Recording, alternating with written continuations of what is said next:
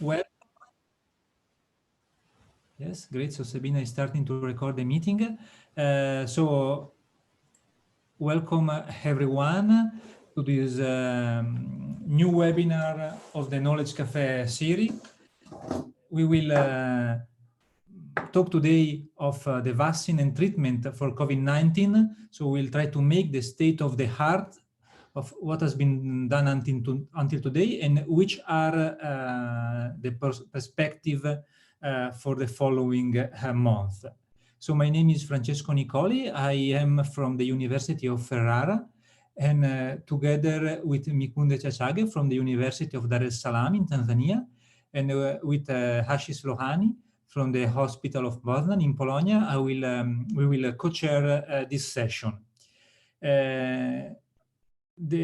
So me, like Ashis and Mikunde, and all the organizer of this webinar series, which, as you know, is not just the webinar of today, but it's a series of several webinars where we are trying to address different aspects related to One Health and to COVID. We are all connected with the Center of International Health of the LMU University of Munich, which is supporting this initiative. And in particular, this initiative is gathering together scientists in different fields from several parts of the world. We must say that probably all the continents are represented in the organizing committee. So in this specific webinar, as said, we will talk about first, we will start talking about the treatment and with Professor Pagliano. And after the treatment, we will discuss, we will have a question and answer session related to the treatment, and then we will pass to the second topic, which is the vaccine, with Professor Kramer and Professor Gandhi. So I will leave the stage to Hashis to chair the section related to the treatment.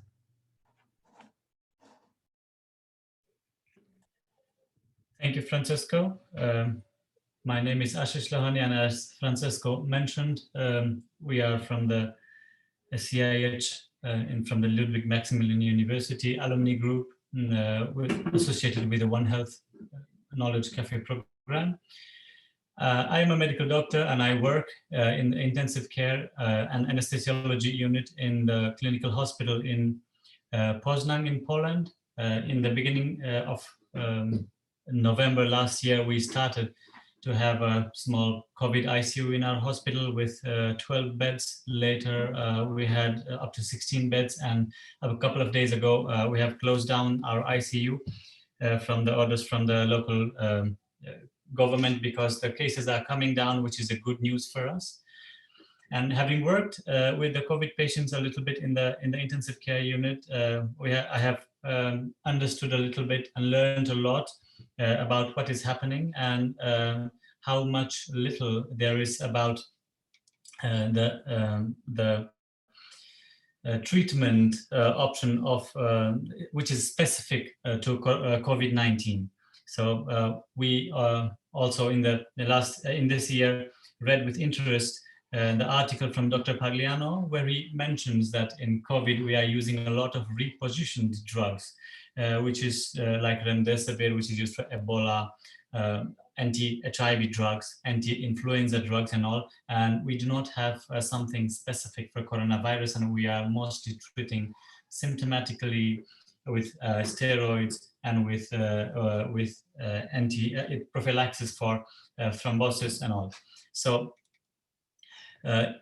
I think much better than me to talk about this would be our invited guest, Dr. Pagliano. He has worked in the Department of Emergency of Contugno Hospital in Naples for over 20 years. His main fields of interest have been inflammatory acute diseases of the brain, mainly meningitis and encephalitis, leishmaniasis, and HIV. During the period of 2014 to 2016, he has contributed to the ESCMID guidelines for bacterial meningitis and is currently a part of the panel of the ESCMID guidelines on brain abscess. Starting from 2017, he was working at the Department of Neurology of the AOR and they Colli. His activity was in the field of acute inflammatory diseases of the brain and in the field of stroke. Starting from November 2019, he moved to the academic field and is currently a researcher in the Department of Medicine of the University of Salerno. Actually, he is the head of the ward of infectious diseases of the San Giovanni di Dio e Ruggi de Aragona Hospital of Salerno. He is the author of over 70 publications in PubMed, and we invite Dr. Pagliano for his talk about the treatment modalities that we see now in COVID and what we expect in the future. For all the listeners, I would like to request if you have any questions, please write it in the chat. We will be doing the question and answer session after the talk of Dr. Pagliano, immediately afterwards, and I can take a couple of questions from you and share with Dr. Pagliano so that he can talk with us about your issues. So, Dr. Pagliano, please. Thank you for the invitation in this international contest. So just I will share my desktop and do you see my slides? Do you see my slides? No, not yet. And maybe now something is coming through. Yes, we can see. Yes, everything okay. Now, the argument of my talk will be the pharmacotherapy of COVID-19. This is a very intriguing argument because we know since the discovery of this new virus that many treatments have been attempted, but that all these treatments have not been able to reduce significantly the high impact of the disease in terms of mortality and morbidity. And if we look at SARS-CoV-2, we can see that we can have a lot of potential mechanisms that can be employed in the treatment for this disease. First one, we think to antiviral drugs, and one of these can be lopinavir, darunavir, drugs that were used formerly for HIV infection, or also other drugs repurposing some drugs like ribavirin, sofosbuvir, or remdesivir, and all these drugs have an antiviral activity, and the same is for aminoquinolines such as chloroquine or hydroxychloroquine. Other drugs that we can use are also steroids or immunomodulatory drugs. Steroids or also some drugs that can interfere with the immune response, and this is the case of tocilizumab.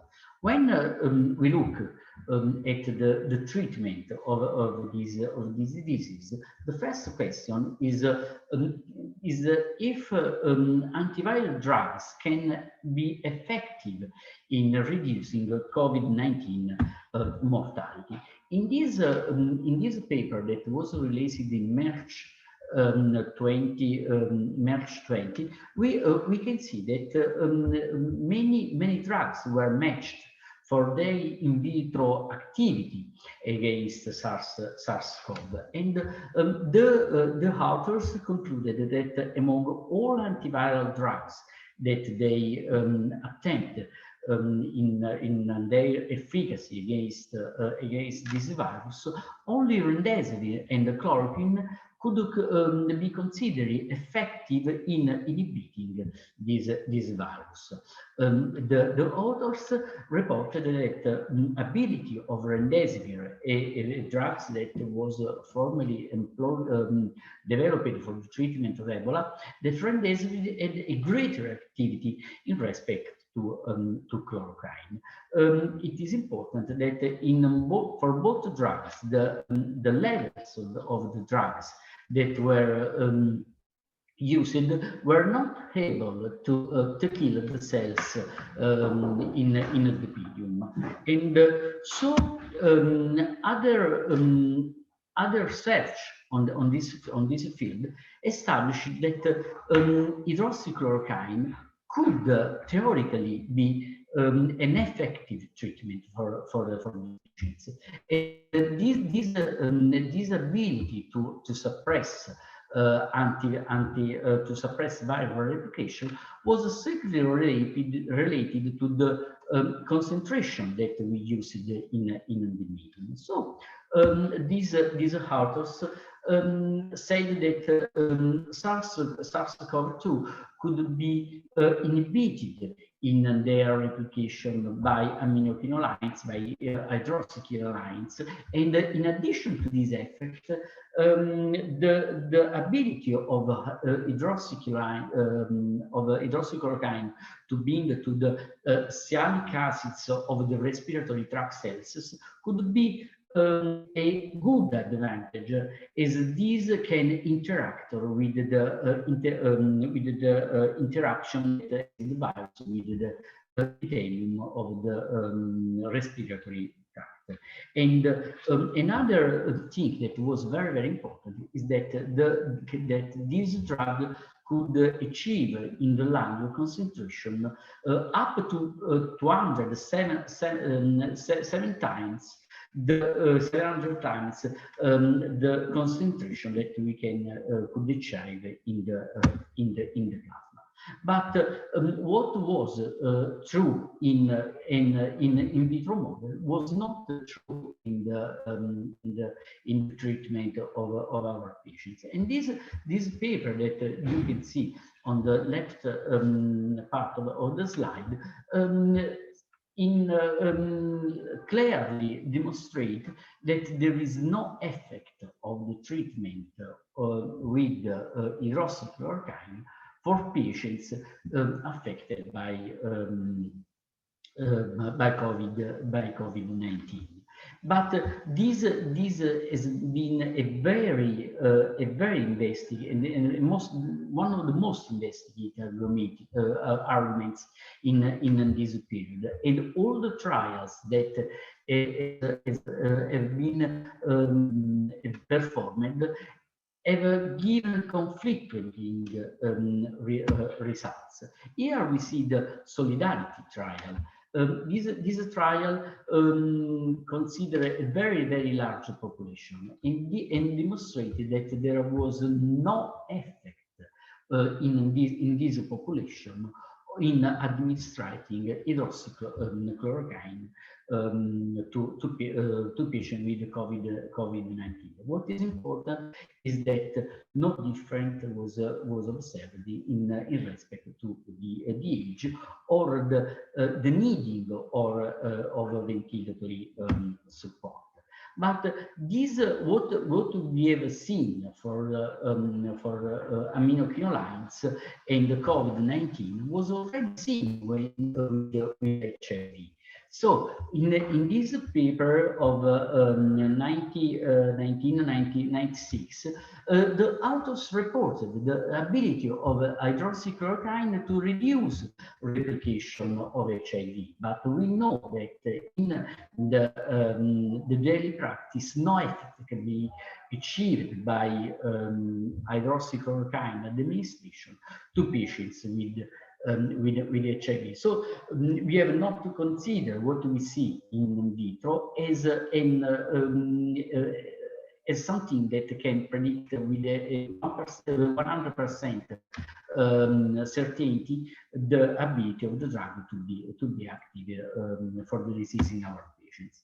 If we see the different steps of the mechanism of action of SARS-CoV-2, we can see that another crucial point, you can see the RNA-dependent RNA polymerase.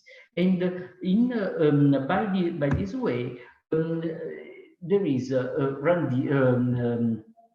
remdesivir that is considered that is given a great hope to us to be active against for this disease. And effectively, this trial, ACTT-1, established that the remdesivir was able to reduce time to recovery as compared to placebo, and that, but also demonstrated that there was no statistically significant difference in terms of mortality by day 29. So what is important that also this trial demonstrated that the benefit of remdesivir was greatest in patients that received the drug within 10 days from symptoms onset.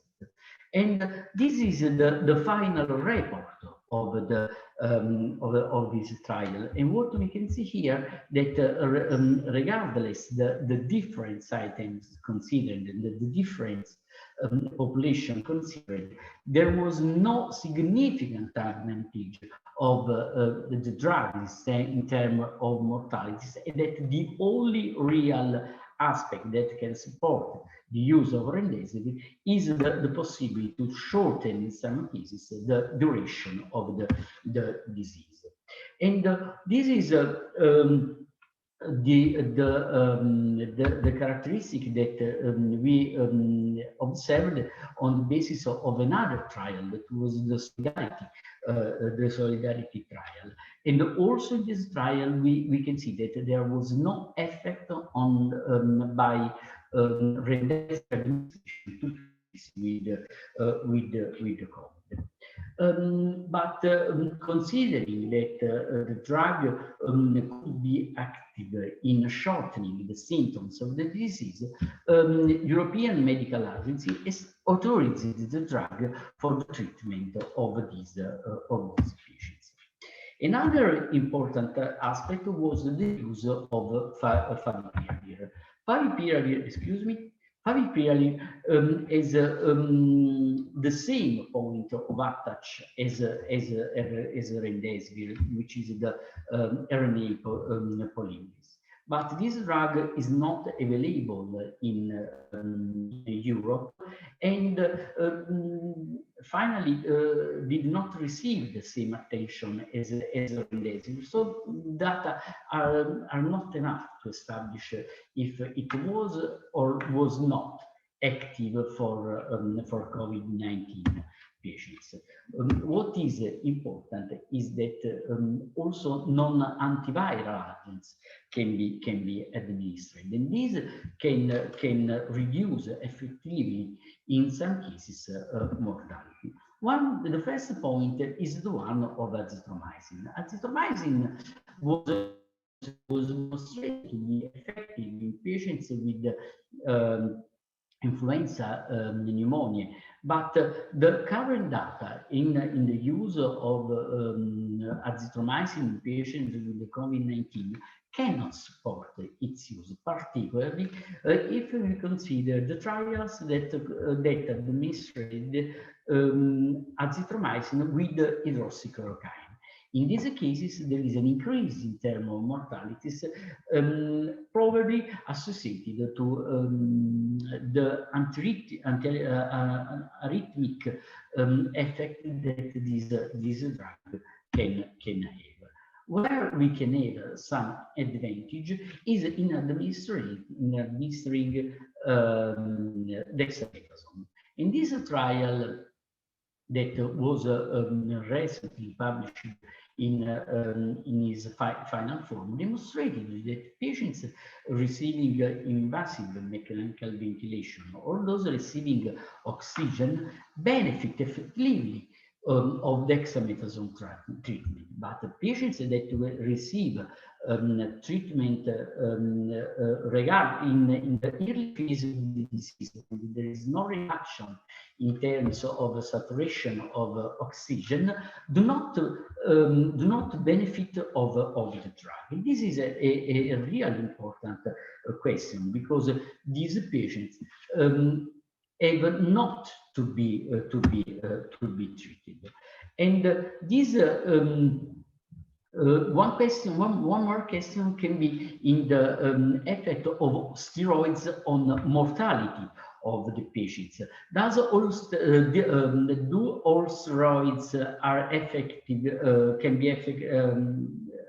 Are all steroids effective against COVID-19? In this study that considered different approach to steroids treatment, we can see that only dexamethasone reached the statistical significance, but that the same significance cannot be achieved by hydroxycortisone or methylprednisolone. And so current CDC recommendation is to use dexamethasone and not to use the other steroids only if you have not the possibility to administer dexamethasone. I don't see how much can I speak. Have I 3 to 4 minutes again more? Ashish.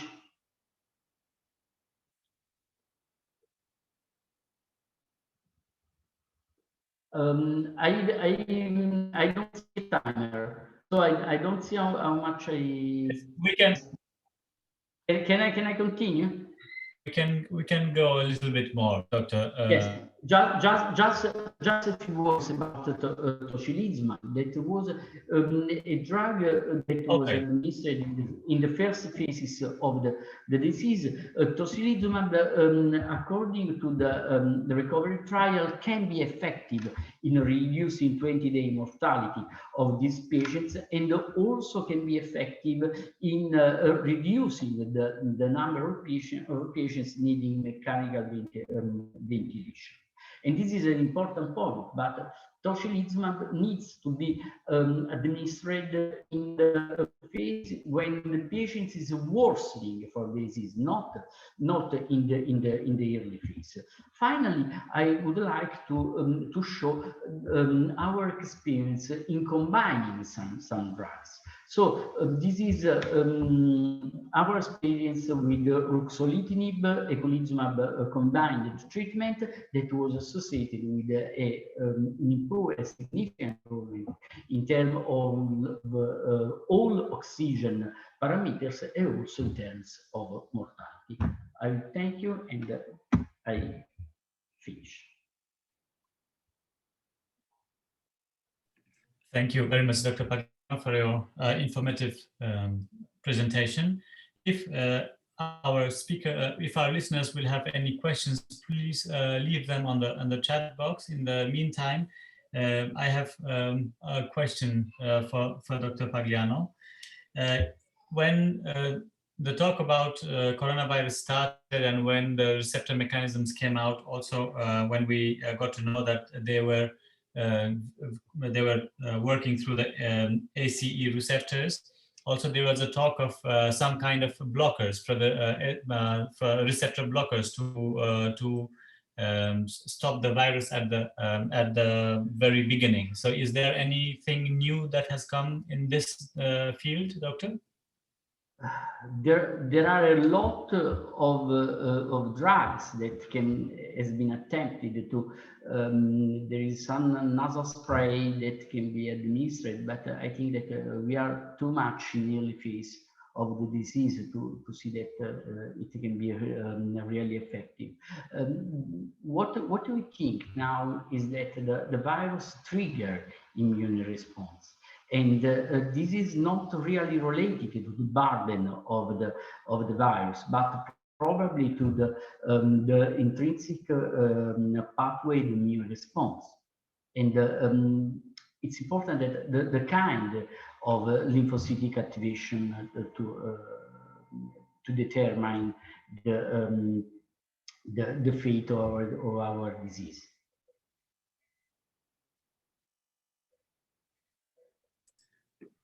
There's one more question from our listeners. There is, we know that the anticoagulants we are using in the patients of COVID, and we know that they help. But the question is that have they shown efficacy in reducing mortality? Did you say heparin? Yes. Heparin and heparin, anticoagulants, do they reduce? Yes, I think that this can be seen in two different ways. So prophylactic use of heparin, I think, can be important in many cases, particularly in those that have a coagulant status. And so in these cases, you have to use heparin. We know that there is the 6 score that you have to consider before administering or not heparin to these patients. Personally, I used a high dose of heparin, about 80. Thank you for the answer, Dr. Pagliano. One more from our listeners. The question is about I'm sorry. The internet was not stable. Sorry. No, it's muted. You are mute now. I'm sorry for the internet problem a little bit with me. Please continue, Dr. Pagliano. I'm sorry for disturbing you. There is some paper that suggests that the use of drugs like alteplase can be effective in some cases, because when you have a massive coagulation, you have to do something. But I think that we have to investigate very much on this argument.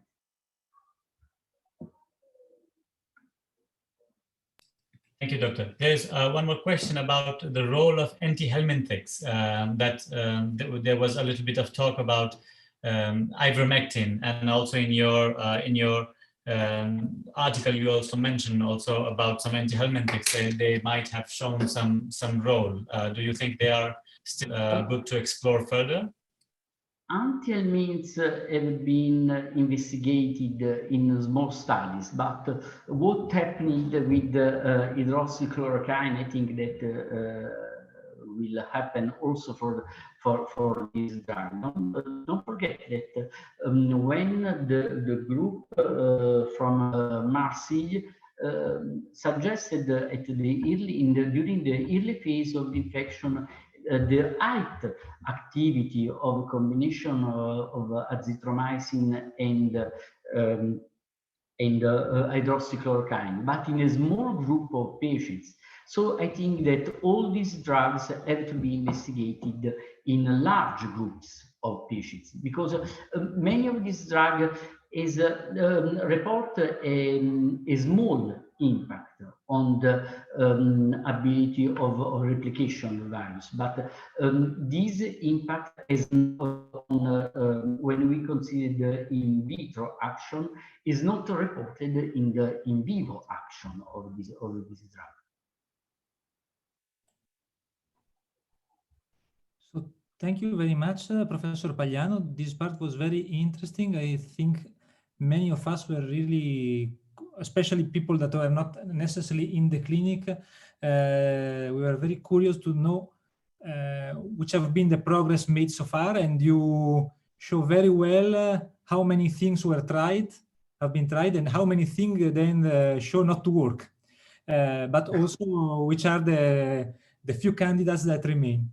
So again, thank you very much for this very exhaustive talk. Thank you. So let me pass now the stage to Mikunde, which will introduce the part on vaccine.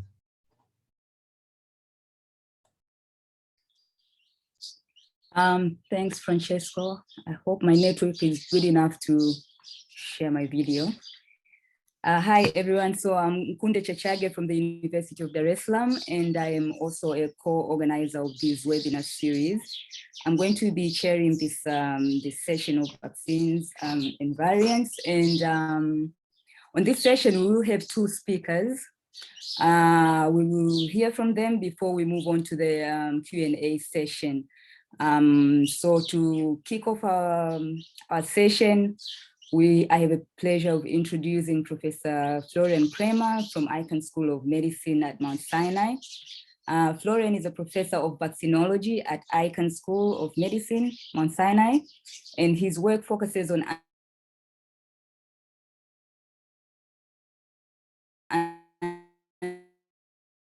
understanding mechanisms of interactions between broadly protective vaccines and therapeutics. The main target of his research is on influenza virus, but he's also working on coronaviruses, flaviviruses, hantaviruses, filoviruses, and arenaviruses. Over half a year ago, we also had a privilege of having him on these to speak to us on this platform, where he gave us an excellent overview on how the state of COVID vaccine development was then at that time. And a lot has happened, as we know, since then. So the focus of his talk today will be on giving us the highlights on the progress since 2020 that has been made in this landscape of COVID-19 vaccines. So without any further ado, over to you, Professor Florian Kremer. Thank you very much for the introduction. I'm going to try to share my slides here. I hope you can all see them. Should now be in presentation mode. Yes. Perfect. And yeah, so I'm going to give a brief update of basically what happened since the beginning of the year, but I'll start out with a brief intro about immunity to SARS coronavirus 2, because that's important to also understand the vaccines. So just to review, you're all familiar with the structure. This is the schematic of a coronavirus. Basically prototype coronavirus, but can also be SARS-CoV-2.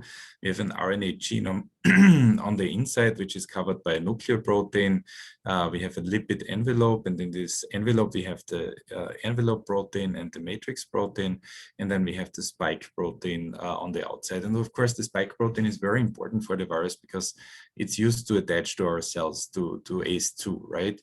And so here on the right side, you have a crystal structure of that spike protein, which is a homotrimer. And one of the proteiners here is shown in blue, and its receptor binding domain is shown in red. So this is really the part that attaches to ACE2.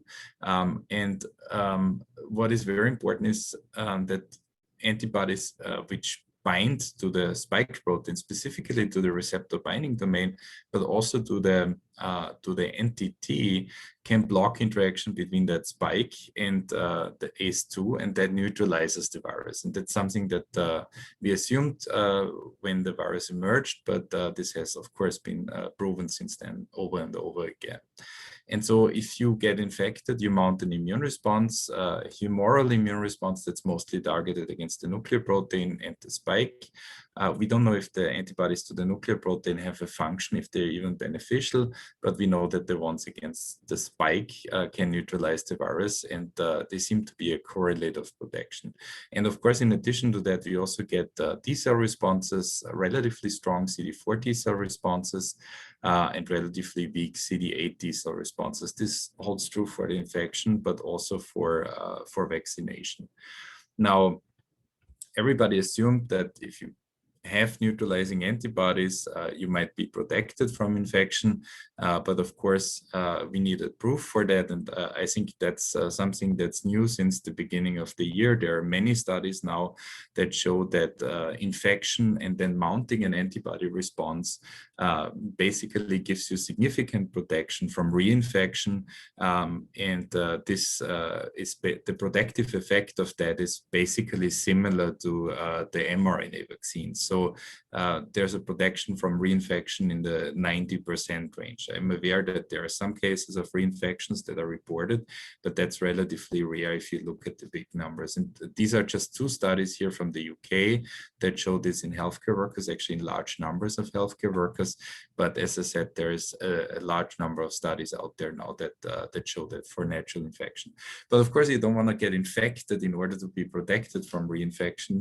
And so vaccines were developed to give you the immunity that's needed to protect you from acquiring SARS-CoV-2 infections and developing COVID-19. Just a brief overview, you're certainly familiar with this. There's 4 main types of vaccines, 4 platforms that are currently used for SARS coronavirus 2.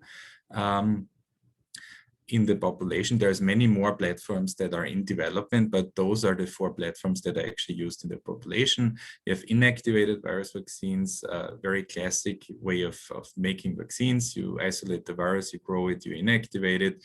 This is a method that's used by companies mostly in China and in India. We have recombinant protein vaccines, which are close to licensure, but not there yet. This is also a relatively classic technology that's used for flu vaccines in the US, but also for hepatitis B and human papillomavirus vaccines. And then we have the 2 new technologies that are used for SARS-CoV-2, viral vector vaccines and mRNA vaccines. So I'm going to briefly touch upon this or explain these technologies. The first one that I wanted to cover is viral vector vaccines. These are usually based on harmless viruses, for example, adenoviruses that cause colds and GI tract infections. That's what's mostly used for SARS-CoV-2 vaccines. Part of the genome is deleted, so they can't amplify themselves anymore. But then the information for the SARS coronavirus 2 spike protein is added to their genome. And when you get vaccinated with one of these vectors, the vector enters your cells. It can't replicate, but it provides the cells with the information to express the spike protein, and then you make an antibody response and a T cell response against the spike protein. These vaccines are very far in development. They're used already in large parts of the world, specifically the J&J and AstraZeneca vaccines. And in some other parts of the world, they're still under development or in the licensure process. This technology is new, but it's not brand new. There's an adenovirus 26-based Ebola vaccine that's licensed in the European Union, and adeno-4 and adeno-7 vaccines have been used in the US military since 1971. So it's a newer technology, but it's not brand new. RNA vaccines actually work very similar as compared to the viral vector vaccines. Here we have a messenger RNA that codes for the SARS-CoV-2 surface glycoprotein. This mRNA is biochemically synthesized, then purified and packaged into little lipid nanoparticles, which is shown on the right side here. And these cells are then taking up these particles are then taken up by cells at the injection site after vaccination. Of course, the ribosomes recognize the mRNA and make the spike protein. And then again, you mount an immune response against the spike protein. And as you all know, 2 of these vaccines are widely used in the US and in many other countries. Just to show you some data from these trials, this is actually from the filing with the FDA from the Pfizer trial. This is just basically showing you how well these vaccines work. In this graph on the x-axis, you see days after the first vaccination, which happened on day 0. The second vaccination time point is day 21. That's when the second dose was given. And on the y-axis, we basically have accumulation of COVID-19 cases. And you see the red line here. This is the placebo group. You have an increase in the placebo over time. It's going rapidly up. And the blue line here are the vaccinated individuals. And you see that initially the blue line trends with the red line, but then basically starts to deviate around day 10 when the adaptive immune responses start to kick in, and you see wonderful protection against COVID-19. So this is actually how that's what you want to see as a vaccine developer. This is really showing very strong protection. Just to summarize what we have available right now in order to fight COVID-19 with vaccines. We have 2 mRNA vaccines, which are widely used, one by Moderna, one by Pfizer. We have viral vector vaccines by AstraZeneca and J&J, which have efficacies of 60 to 90% for AstraZeneca and 72% for J&J. And I want to point out that this 72% are actually pretty good, because this vaccine is only given once as compared to these 3 other vaccines here. We have a recombinant protein vaccine that is developed by Novavax, which already has results and the efficacy is quite good, but this is not licensed yet. We have the vaccine from Gamaleya Institute, which is a viral vector vaccine, which has a relatively high efficacy also. This is also called Sputnik V, and this is used in many countries across the globe. We have a number of inactivated vaccines that are in wide use by Sinovac, Sinopharm, and Bharat. And depending on the study, they are 50 to 90% efficacious, some less, some more. And then we have another vector vaccine that is produced in China and mostly used in China. It's produced by the company CanSino, but there's not a ton of efficacy or effectiveness data for that vaccine available. After these vaccines, after data from these trials were released and analyzed, people found, and this is an analysis, I think, from the University of Melbourne and the WHO, was found that there is actually a correlation between the neutralizing titer that these vaccines induce, this is normalized to controls here, and the protective efficacy of the vaccine in the clinical trial. And you can see this correlation here quite nicely. And right now, there's relatively strong evidence that neutralizing antibodies are a correlate of protection, but more data is needed to really establish that. And then this correlate of protection could actually facilitate further vaccine development. There are also some safety aspects that need to be discussed. And the first safety aspect is reactogenicity. Reactogenicity is basically an innate immune response that your body mounts, is caused by an innate immune response that your body mounts after vaccination. It's typically release of interferon, and that leads to injection site pain, headache, fatigue, elevated temperature, myalgia, mild flu-like symptoms in general. Those are unpleasant, but not really dangerous. Now, what is being observed is that the adenovirus vaccines and the mRNA vaccines have relatively high rates of reactogenicity, higher than your typical vaccines do. And the interesting part is that for the adenovirus vaccines, the reactogenicity is worse after the first shot, less bad after the second, while for the mRNA vaccines, it's the other way around. And I'm showing data from Moderna here. On the first column, you see what happens after the first injection. There's very little systemic reactogenicity, although many people have injection site pain. But then if people get the second shot, there's an increase in systemic reactogenicity.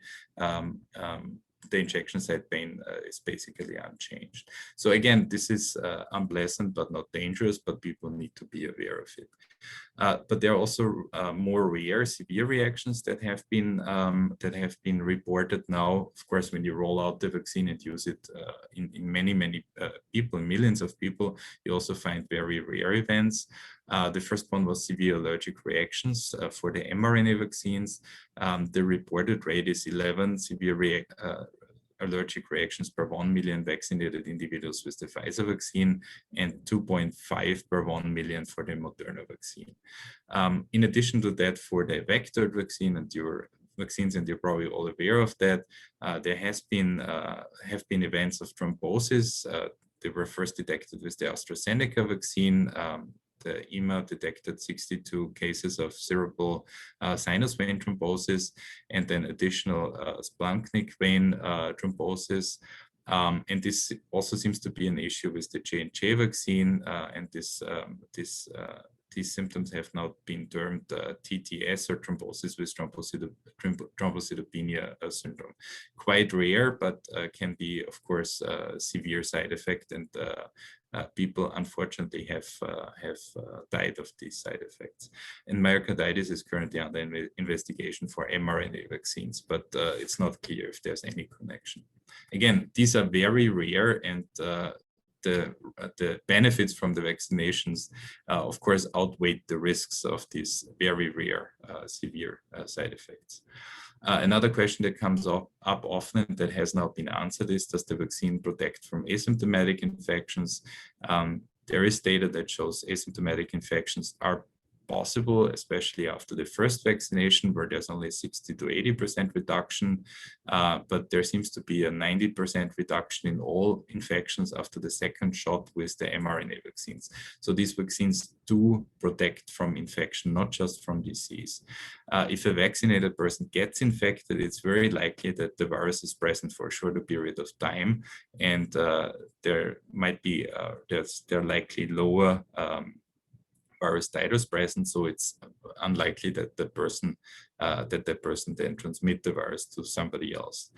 This is actually similar to other vaccines like influenza and pertussis, where in some cases you also see infection permissiveness after vaccination. Another burning question is, how long does the vaccine, do these vaccines protect?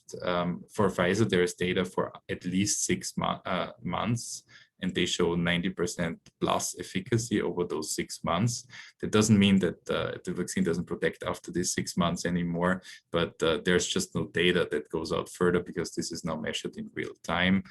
There's also data from Moderna, and it's shown here on the right side, with antibody titers over approximately 6 months, and you see that it's quite stable. So the assumption is that the vaccines might actually protect for quite some time, probably for years, but it might also be needed, might also be necessary to give a booster dose at some point, which is not a big deal, and this is done for other vaccines like tetanus as well.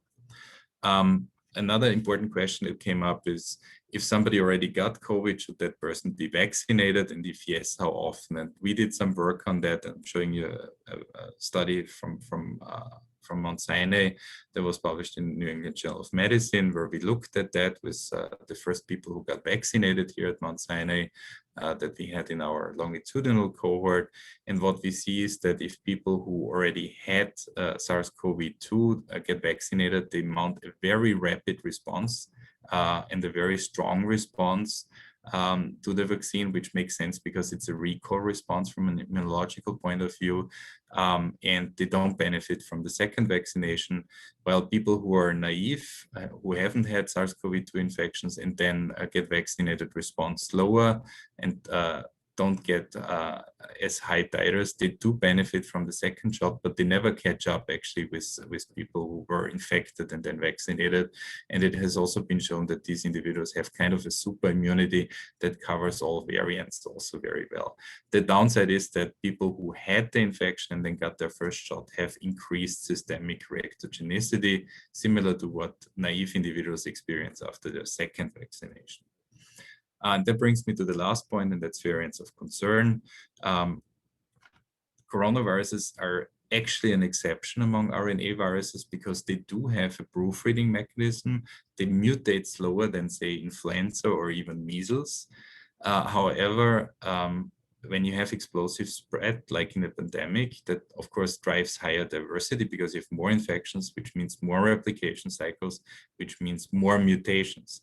And it has also been observed that there is faster evolution in immunocompromised hosts. And this is shown here on the right side, where a patient was infected, persistently infected over 152 days.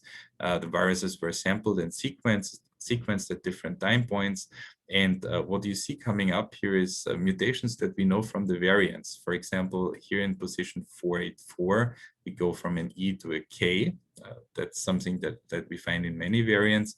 And in position 501, we go from an N to Y, which is also what we find in many variants. So the hypothesis right now is that these variants did arise in immunocompromised patients and then spread from there. How do you detect these variants? I'm showing you here the example of South Africa. South Africa did an outstanding job in tracking genetic changes of the virus from the get-go, from the beginning of the pandemic. And so they looked at different mutations over time, and this is what's shown here.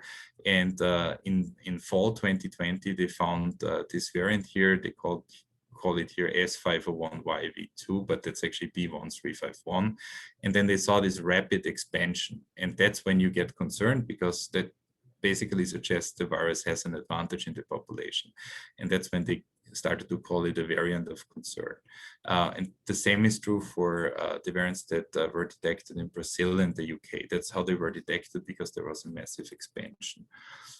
So for these initial variants that were reported in the end of last year, we had B117, which was first detected in the UK, B1351 first detected in South Africa, and P1 first detected in Brazil. And they share a key mutation, this N501Y, which is here directly at the interface between the receptor binding domain and the receptor. And the idea is that this mutation enhances affinity to the receptor and makes the virus more infectious. For the B117 variant, this has been shown, it's approximately 35% more infectious, but we assume that also for these other two variants. The problem is that B1351 and P1 have additional mutations in the RBD that drive to a certain degree escape from immune responses. And that's what people were very worried about. But in general, it doesn't seem like these variants are more pathogenic than the wild type virus, but they might be more infectious, meaning they can infect more people, which is a problem, and they might escape from some immune responses. And this was, of course, a big concern, and there is a lot of data that was collected since the beginning of the year in terms of how well the vaccines work against these variants. And I'm showing you some data here. On the left side, we have different variants, and I also have B1617.2 here, which was detected in India, and that's kind of a big problem right now. And here on the right side, we have the vaccines. Up here, you have the efficacy or effectiveness, depending on the study, against the garden variety wild type SARS-CoV-2. We see that there's usually no impact or very little impact for B117. So B117 doesn't basically reduce vaccine efficacy, but we do see an impact for B1351. The J&J vaccine went from 72 to 64% efficacy. Novavax went from 96 to 60%.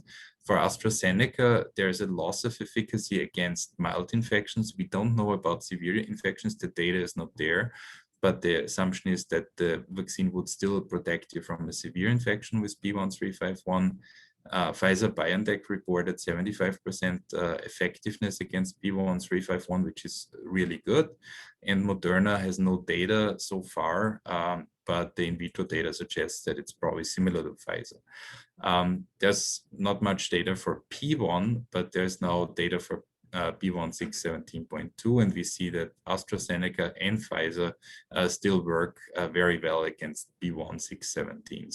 So far, the variants are not a big problem for the vaccines. Specifically, the RNA vaccines seem to hold up pretty nicely. But of course, there's many more variants that are of concern, that are floating around right now. There's probably additional variants that will arise in the future. Right now, you might want to keep an eye on B117 plus this E484K mutation. P2 in Brazil is still circulating. There was B1525 and then B1526, which was the variant detected in New York. They partially have this E484K mutation that gives them some ability to escape the immune system. For the antibody response, we have a California variant, which is kind of disappearing right now, and it's more seen now as a scariant than a variant. We have P3 in the Philippines, which we don't know much about. There's B1617 and B1618 in India, and B1617 has subvariants, so we need to know more about those. And B111 or it's also called C37, circulating in Chile, and that has large deletions and could also pose a potential problem for vaccines. The important thing is, if you read about these variants in the newspaper, not all variants are really concerning. There's variants of interest and there are variants of concern, and not every variant that shows an increase in frequency in a location is necessarily dangerous or has necessarily advantages over other viruses. Sometimes it's just by chance that one sublineage does expand. So globally, different organizations are trying to put programs in place to track these variants and evaluate them very quickly. And I think this is going well right now. Just to, on the last slide, to show you how well these vaccines work in the population. Typically in a clinical trial, you measure efficacy. This is under ideal settings. Usually you have a relatively healthy study population. It's well set up. This is done in clinical trial centers, and then you get your efficacy. And when you then roll out the vaccines in the population, you vaccinate all kinds of people, even also people that have problems with their immune system. Cold chains might not always be that great. And so typically vaccines don't work as well once you roll them out as compared to the clinical trials they were tested in. And you can measure how well they work in the field, and that's called effectiveness, and that's usually lower than the efficacy. But we have already reports from Israel, for example, or Scotland, that showed that the effectiveness, so how well the vaccine works in the field, is also very high, so 94% here, for example. And this is really, really good news. As you can see in Israel, the vaccine campaign was really effective there, and in many other countries we already see very good effect, and vaccination is really helping to drive case numbers down. Just to summarize, vaccines against SARS-CoV-2 work and protect well against disease. Data from 10,000s of people in phase 3 trials and millions of vaccinated people, actually it's now billions of vaccinated people, suggests the vaccines are very safe. And I think vaccines will hopefully bring us back to normal life in the next few months. And I hope this is the case globally and not just in the US and in Europe and in Israel. I think that's really something we still need to work on, to make sure that these vaccines are distributed in a fair way. And I hope COVAX does the job, and I hope that this situation gets better in the next weeks and months, because so far a lot of the Western world, unfortunately, has been grabbing the bulk of the vaccine. So please, if you can, get vaccinated, and I'll end here.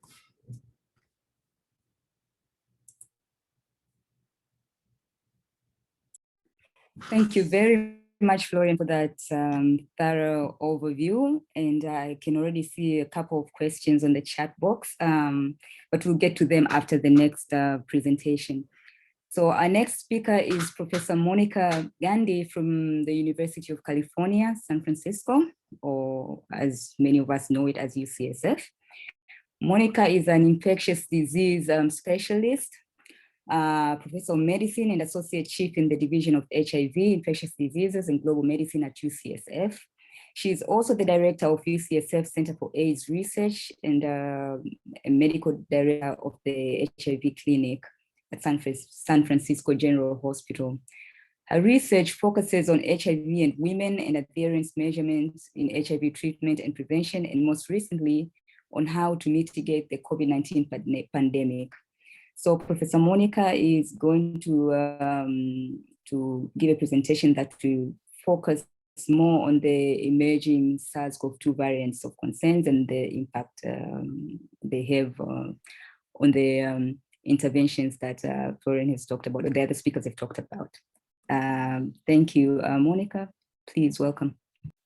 Thank you. I will actually try not to make this redundant with the previous talk. I will talk about vaccines, but I will actually focus more on the real world effectiveness data that we've had since, with some specifics, since the vaccine clinical trials came out. And it's nice to be here with you all.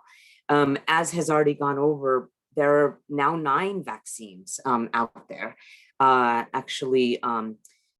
We won't certainly go through all of these, but and some of them were summarized. But just to remember that essentially the Moderna, Pfizer are the two mRNA vaccines. Johnson & Johnson, AstraZeneca, and Sputnik 5 are those adenovirus DNA vaccines. Novavax is a protein adjuvant with the spike protein, and Sinovac, Sinopharm, and the Covaxin vaccine are all whole inactivated virions. And we already talked about the spike protein and its function in binding to the cell. We went over this just right now as well, but I really do want to stress when we end up talking about the immunity generated by these vaccines is to remind us that, antibodies are really the tip of the iceberg that's measured in a vaccine or an infection response. And of course, antibodies will wane over time. In fact, if we had antibodies to every infection we'd ever seen in our bloodstream, our blood wouldn't be able to move. So really those are going to wane from the periphery. And it's really the memory B cells that we care about that will be stimulated to produce neutralizing antibodies in the future. And there's been some very amazing studies that have come out just this week with memory B cell production in the face of natural infection or the vaccines. T cells really are the major immune defense against viruses, and T cells really are divided into our CD4 and CD8 cells. And the advantage of all these vaccine trials is they took the trouble to measure T cell immunity in different ways, interferon gamma assays, flow cytometry, but there was a focus on T cell immunity in the vaccine trials. T cells really modulate our severity of disease. And so when we look at how profoundly effective these vaccines are against hospitalizations and deaths, it really is around the T cell response, which we hope will be enduring from either natural infection or better yet, like we just talked about, vaccines. So, when you look down these clinical trials, and I'll focus on the spike proteins here, you can see that in the fourth column here, there was attention paid in the phase 1-2 clinical trials of these products to measure not just neutralizing antibodies, but actually take the trouble to measure Th1 CD4 responses. Most of them triggered also CD8 cell responses as well. And again, different measurement techniques, but all of them stimulated strong T cell immunity. The clinical trials for each of these products really were in large groups of individuals, and everything that I'm showing in column 5 here is really the number of participants that got the vaccine. So essentially almost equal number that got placebo. And the protection, at least in the clinical trials, against severe disease and death, specifically COVID-19 hospitalization and death, was really 100% across the clinical trials. There was one patient in the Moderna clinical trial that was hospitalized after the second dose, actually did well, but with COVID, but otherwise every COVID hospitalization and death occurred in the placebo arm, which was a profound impact against severe disease. The efficacy against more mild disease was variable across settings, as shown in this final column, and was also variable across different concentrations of the variants in different countries at the time. For example, the AstraZeneca vaccine was more effective in the US than it was in the UK, than it was, at least against mild disease, in the South Africa study that was actually halted for not protecting against mild disease, though severe disease was protected for. It is actually, I always remind people in the US, because this matters here in the US, about diversity of participants in the trials, given the population of the US, that there really was, both in the Pfizer and the Moderna vaccine, which were mostly conducted in US populations, an attention to diversity of participants. There was at least 36.5% participants from communities of color in the Moderna trial, and in the Pfizer trial, there was 28% from Latinx or communities, at least in our setting. Now, there was also representation of having comorbidities that would predispose to severe illness in both trials, and they still showed this incredibly high efficacy rate, though we're going to talk really about effectiveness. And we already really went over in a great deal of detail, will vaccines work against the variants? The short answer is essentially yes. If you look predominantly at the T cell response. There was a study, actually a review paper just this last weekend from the SETI lab at the La Jolla Institute of Immunology that looked at how complex your immune system, your T cell responses across the entire virion if you've got a natural infection, but specifically across the spike protein. There's hundreds, likely hundreds of epitopes, 1,400 across the entire vaccine, but likely hundreds, or at least in the range of 100 of epitopes that T cells respond to across the spike protein. So 13 mutations in the B1617, for example, cannot evade T cell immunity, at least in terms of the number of places that T cells settle upon the spike protein with vaccine-induced response. This is another paper from the SETI lab that showed that against P1, B117, the B1351, the California variant, that after mRNA vaccination, the CD4 and CD8 T cell response was absolutely preserved against these 4 variants.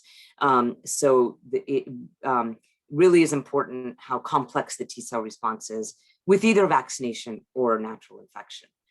And this is another paper from NIAID that shows that CD8 cells from natural infection, but hopefully the same would be implicated for the vaccine.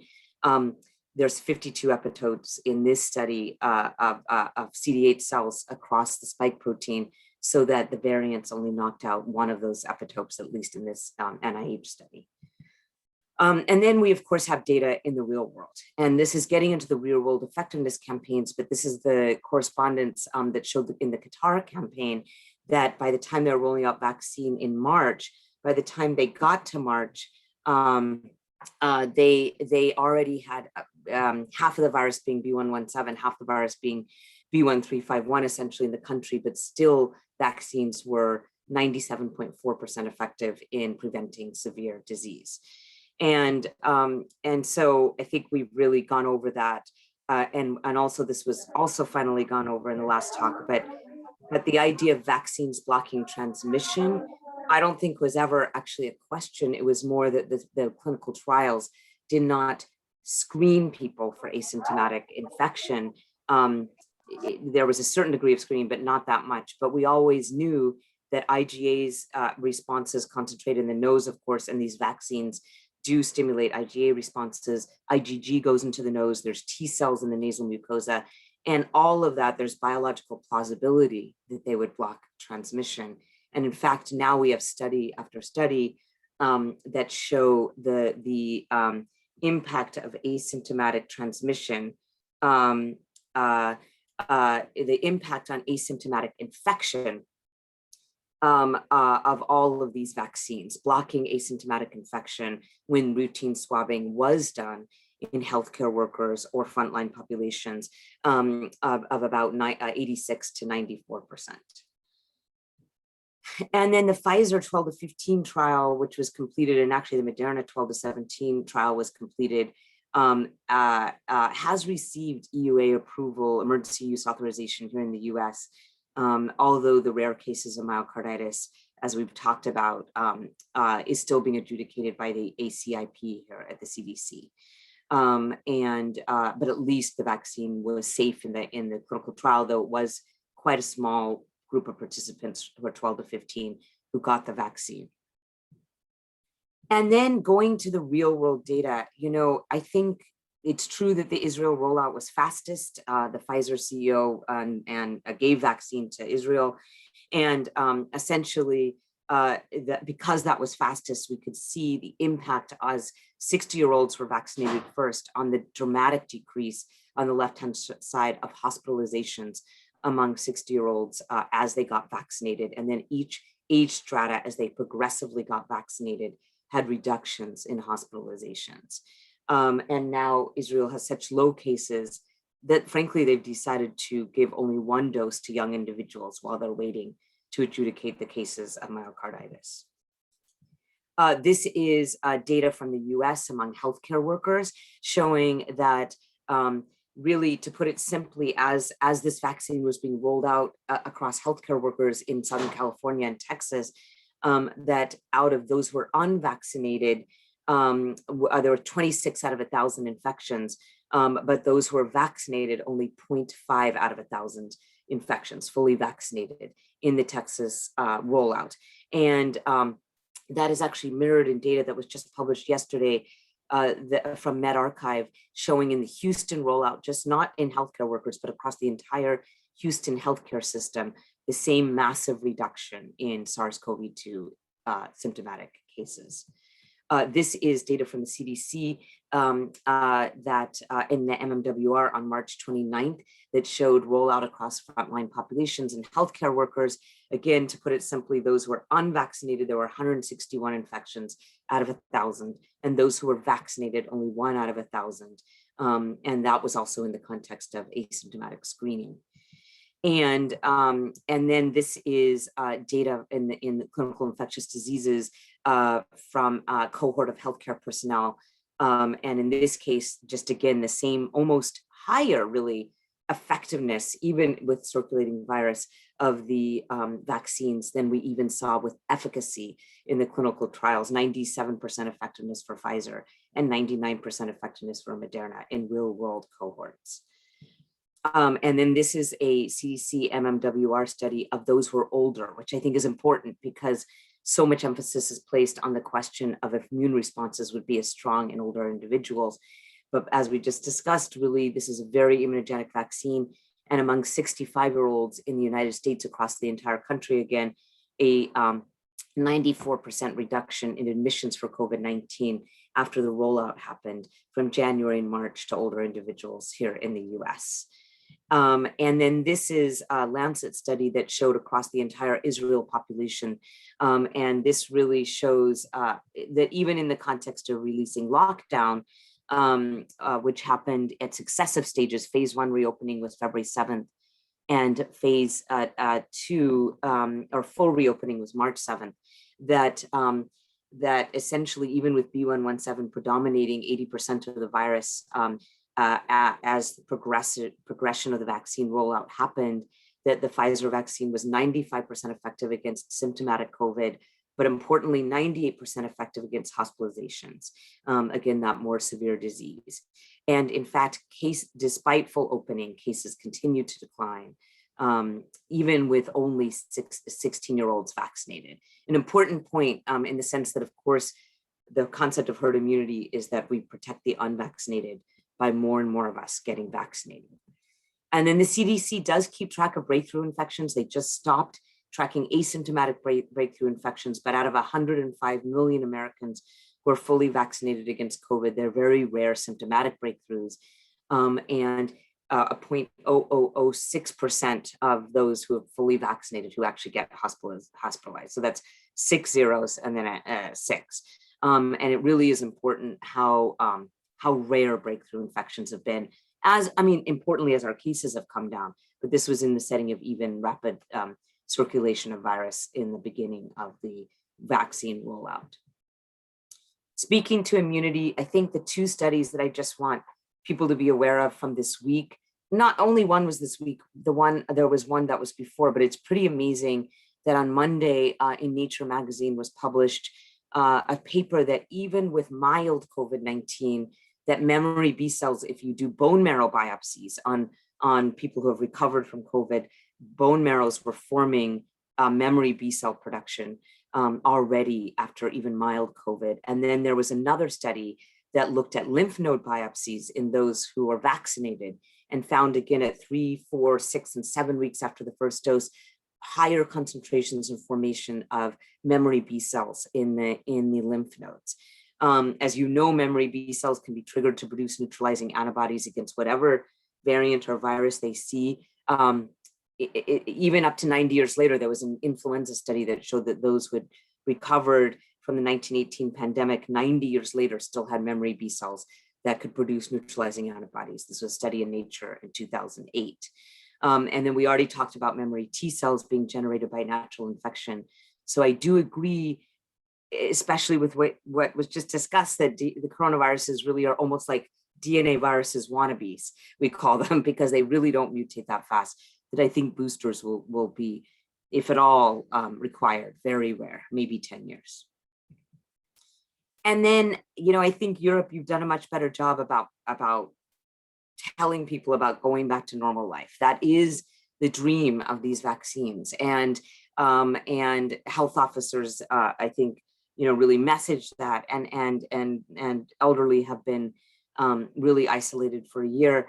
But I will say that what you just said is the most important thing, that India, South Asia, South America, I mean, places that we don't achieve vaccine equity are not going back to normal life anytime soon. And there's no way, when we think about the concept of herd immunity, that we are going to get there until we vaccinate the world. The point of herd immunity is, remember, it's essentially a form of indirect protection that occurs among the unvaccinated, at this point, children, for example, or those who choose not to get vaccinated.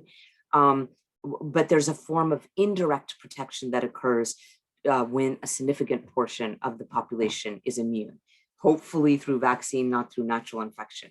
And what that means then is that when we achieve herd immunity with viruses, we can do ring vaccination programs if there's outbreaks, but it certainly does not become a disruptor to the entire societal fabric, which what has happened with COVID-19. So vaccine equity is beyond important. And I think that's our next focus.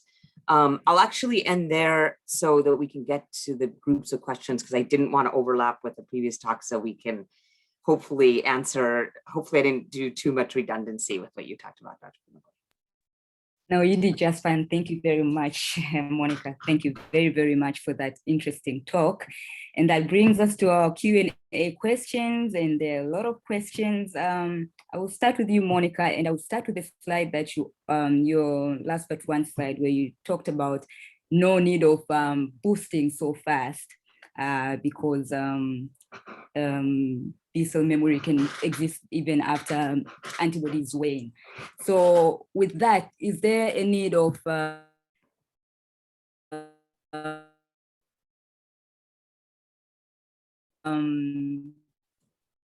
I'm sorry, really you just vaccinate? Hello? Yes, I hear. Yes. Yes, I understand the question. Sorry, you went out for a minute. You know, it's a great question about vaccinating those who are naturally immune. And I really do want to stress that this study was just on Monday that showed, published on Monday, that showed us this, these bone marrow biopsies of those who are mildly infected, the formation of memory B cells. We already had a paper from January in Nature that showed that antibodies will adapt, meaning, for example, if for 10 years later, you saw as a naturally infected person a variant of the virus, your memory B cells would come out and produce neutralizing antibodies that are specific for that virus. So it's not as if you need boosters to protect yourself against the variant. So I actually think it's a very important question of the day, that if you really truly need a vaccine, if you're naturally immune. And I will say that I have settled on the fact, especially again, given the concept of global vaccine equity, that I don't think you need, that those are not populations that should be prioritized for vaccines, those who have had natural infection. And I would rather prioritize the populations who have not had natural infection for vaccines. Thank you. What are your thoughts, Florian? And as a follow-up to that, there's a couple of people who have asked, if you have acquired natural immunity, how long after should you get a booster vaccine? Yeah, that's a good question. In general, I agree with Monica. I think getting one shot drives up the immune responses. That might be a good idea. We see a lot of variability when you get a natural infection, right? Some people have sky-high immunity, some people have a little bit. If you give that one shot, you get up everybody to the sky-high level. And I think that might be a benefit also in terms of driving down virus circulation, right? Because there might be some asymptomatic infections in people who have weak immunity. In terms of longevity, I mean, we have published a study, when was that, in fall, where we looked at antibody responses after natural infection. It looked fairly stable, it looked fairly normal. And the further we go, the more normal it looks like, right? Initially, there were all these reports about, oh, antibodies are lost within 8 weeks. I mean, that's not biologically feasible even, right? So what happens is you get infected, you get a massive plasmablast response, you get a lot of antibody. The plasmablasts is your first line of defense in terms of B cells. They die after a few days. They don't make antibodies anymore. So the titers start to drop a little bit after weeks, right? But another subset of antibodies, and that's what Monica was talking about, already took over. They moved to the bone marrow. Now they sit there and sometimes for 90, 100 years and pump out antibody. And so the antibodies just decline to that level. So I think even after natural infection, immunity will be long lasting. And it probably will not be sterilizing, and people might get infected over time, but it will attenuate the disease. And I think what will happen in the end is COVID or SARS coronavirus 2 will just become another common cold coronavirus. We already have 4 of them. If you have background immunity, if you have some type of protection, it's very unlikely that you develop severe disease, even if you get reinfected. And I think that's kind of the long-term perspective here. Right, thanks very much. Apologies, my network is not very good today, so I'm going to switch off my video for better connectivity. So it looks like there are some places where they have received the first shots of, I think it's AstraZeneca, but they have missed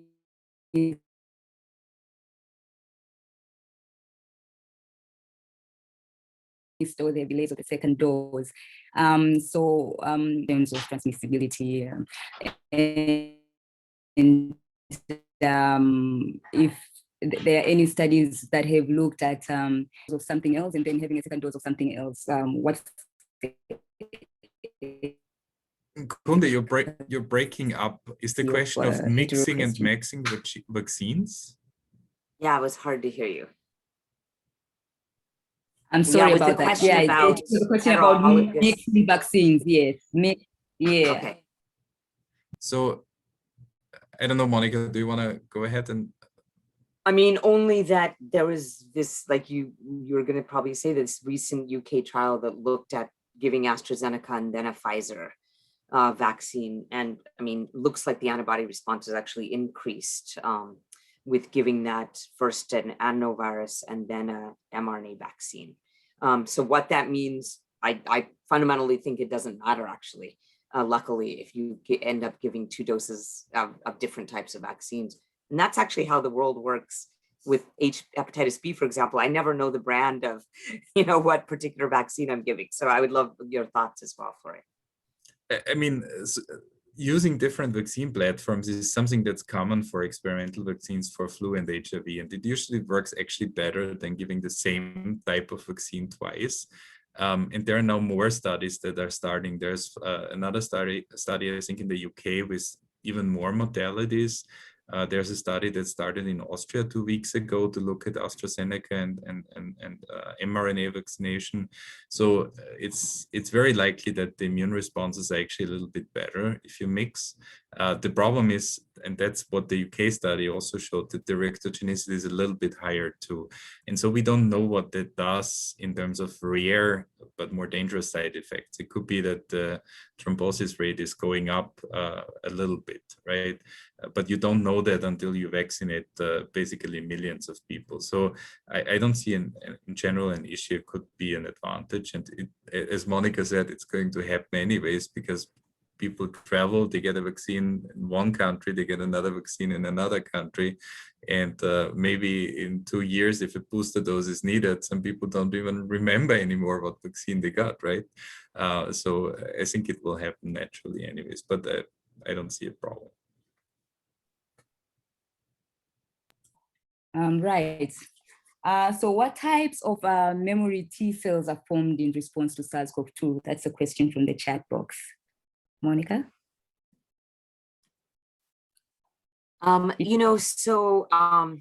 Actually, I will defer to Florian to answer this. One thing I'll say is that Nadia Rohn here at the immunology lab at UCSF just looked at maturation of T cells after an natural infection and vaccination, and only looked for a short period of time after vaccination, but looked out to 6 months for T cell maturation after natural infection, and found that typical sort of increase in diversity and maturation so that memory T cells were formed. And then the same thing with the La Jolla Immunology Lab here, that the memory T cells look like they would have such a long half-life. They looked at 8 months after natural infection.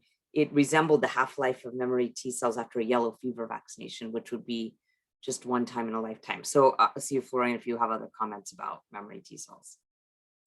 No, I don't have additional comments. I mean, I think Shane Crottis and Alex Septis study from La Jolla is so far the best one, and they basically see that all arms of the T cell response are engaged, and that you get a really long-lived response there as well. So I think in general there's no no real deficiencies in terms of T cell memory or B cell memory. It looks fairly normal. All right, thanks. So I guess the vaccine coverage is way much better in the US than the rest of the world, like the resource limited places for various reasons. One of them being, you know, most of these vaccines that are used out there are using the, you know, the platform that is new, you know, the mRNA, the vector-based vaccines, and people are just hesitant to use them. How are we going to get past this in settings like this? How are we going to get past the vaccine hesitancy?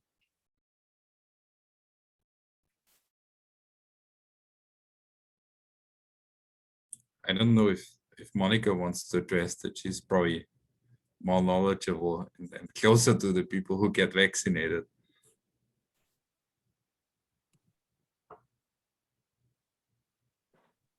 Sorry that I missed something. I was just saying, can you hear me now? Yes. I'm sorry, my connection is really bad. Yeah, so I was saying that one of the reasons why a lot of places have vaccine hesitancy, especially in resource-limited places, is because the vaccines that work out there are using the new platforms that you know, a lot of people are unfamiliar with. Yet we need to vaccinate we need to vaccinate in order for the whole world to be safe. So how are we going to get past this? You know, I would say when you said, Florian, like there have been more than 1 billion doses of vaccine given out so far. It's actually, we reached 1 billion, I think 2 weeks ago. So the safety signals have been so good. You know, you went over them with the rare clots, with the adenovirus DNAs, and then the rare causes. I think more data is going to come on the myocarditis events in after the second dose in young people. Again, none of them have been, all of them have been benign and go away. But that degree of safety with this amount of vaccine being given out, what we have seen here, at least in this country, is there was much more vaccine hesitancy before, and it seems to decrease almost every day when you see your friends and family get vaccinated and have no problem with it. So it's almost becoming, you know, studies that you do of vaccine hesitancy before rollout are different than what really happens when you start rolling out. So I'm hopeful. I also don't think herd immunity requires 100% of the population to be vaccinated. And that is actually the point, that we just need enough vaccinated to slow down and stop, protect the non-immune. So I think between those two, we will get there.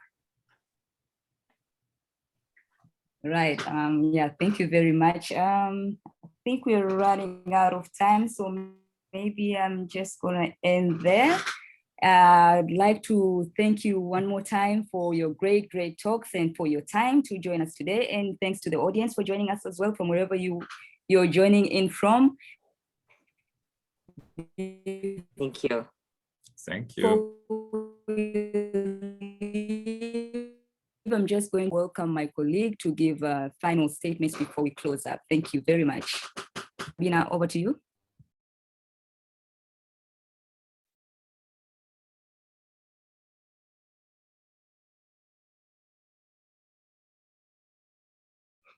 Hello?